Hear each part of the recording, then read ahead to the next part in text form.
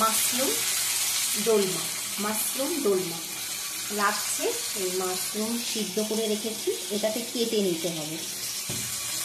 কড়াইতে সর্ষের তেল গরম করে গরম মশলা দিয়ে আর একটু সাদা তিলটা দিয়ে একটু লালচে হয়ে গেলে টমেটো কুচি দিয়ে নেড়ে চেড়ে নিতে হবে।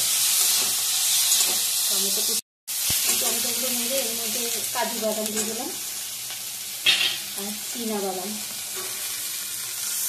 দিয়ে এটা নেড়ে চেড়ে এটা ঠান্ডা হয়ে গেলে পেস্ট করে নিতে হবে। এটা করা হয়ে গেল, ভাজা ভাজা হয়ে গেল। এবার এটা ঠান্ডা করে নিতে হবে, ঠান্ডা করে পেস্ট করে নিতে হবে। কাঁচা লঙ্কা দিয়ে দিলাম, আপনারা চাইলে এর মধ্যে শুকনো লঙ্কা বা লাল লঙ্কার গুঁড়োও দিতে পারে। দিয়ে গরম করে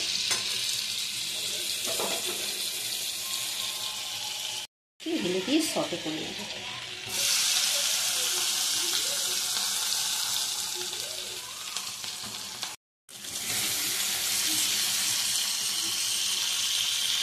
করে নেব ভালো করে, সটে করে নিলাম। নিয়ে এবার কড়াইতে সর্ষের তেল গরম করে তার মধ্যে গোটা গরম মশলা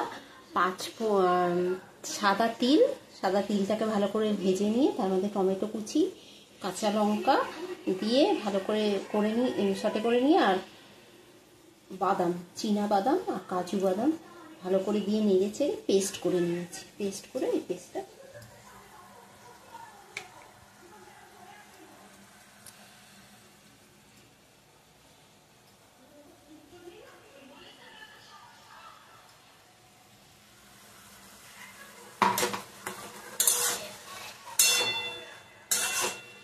এর মধ্যে লাল লঙ্কা দিয়ে দেবো।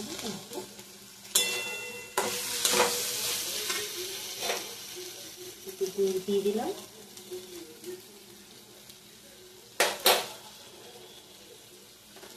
আর নুন দিয়ে দিলাম।